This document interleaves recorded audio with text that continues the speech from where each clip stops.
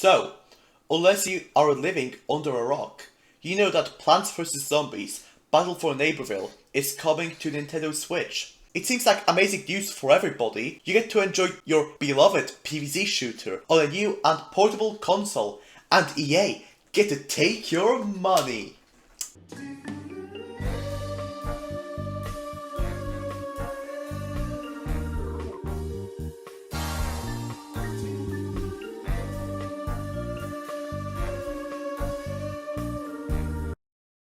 However, allow me to take a sip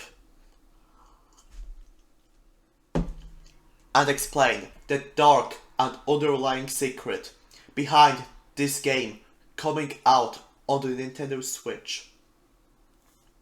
So, in 2020, EA wanted to release more games on the Nintendo Switch due to the console selling a ton of copies, and by that I mean 30 million sales in 2020 alone, which is a lot. And as of recording this, we're talking around 80 million of these consoles sold worldwide in total. 80 million of these being sold in total. 80 million! So, by the big number of 80 million, you can probably guess that it is a lot of potential customers that EA are simply missing out on.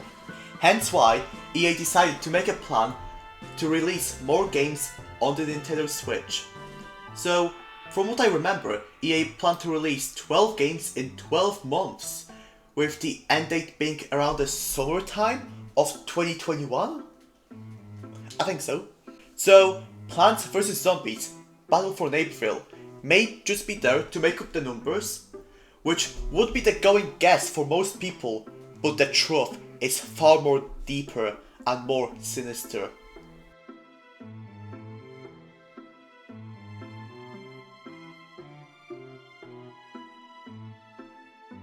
Firstly, we have to understand that Plants vs. Zombies is still a very popular franchise, and it is still recognized by everyone easily around the world, no matter who you are. You have probably heard of Plants vs. Zombies and what it is. So, if I just ask a stranger on the street, asking if they know what Plants vs. Zombies is, or if they played it, their answer will probably very likely be yes. Although, the brand of Plants vs. Zombies has been tarnished recently, it's still very, very strong, okay? It's still flexing its huge muscles of the past. In addition, Plants vs. Zombies is a family-friendly franchise, which makes the game naturally a very easy fit to add to the Nintendo Switch and its library of games. Now, if we add these two factors together, it looks like Plants vs. Zombies Battle for Neighborville seems like the perfect game to add on the Nintendo Switch, because Plants vs. Zombies is still a very strong brand and it's family friendly, and EA has very little family friendly games, especially that suit the platform of Nintendo Switch and its audience. So, porting that game to the Switch is a very good move from EA, because it seems to create a strong impression on Nintendo, while under-delivering, because Plants vs. Zombies has been in a steep decline for a long time, and Battle for Neighborville is in a dead state. Remember that. The game's not being supported anymore. We don't have the exact information. However, EA seems to be trying to appease Nintendo and try to get in their good books in order to get more trust from Nintendo themselves. Why is that important, you may ask? That trust gives EA more power on Nintendo's consoles and other platforms, and EA may trade that trust into promotion of their video games by Nintendo themselves. And maybe they could trade it for a partnership of some sorts. I mean, this is very possible since EA already partnered up with Steam. So why can't they do the same thing with Nintendo? They already did it, like, a lot of EA games are out on Steam, and their EA Play subscription is integrated within Steam.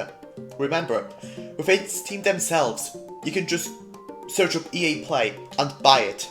Developing successful partnerships with very powerful developers and publishers is a totally viable strategy, and EA may be using it to grow and leech off Nintendo's unique player base, since we can imagine that the average Nintendo Switch player is usually younger to other platforms. So there's like this 9-year-old Timmy playing on his Switch, and then there's 16-year-old Brian playing on his Xbox. Probably the average age for the Nintendo Switch player is significantly lower than any other console.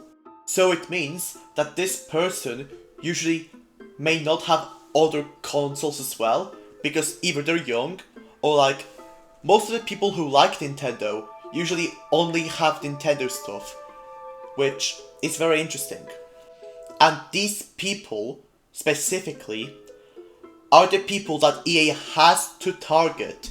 Do you know why?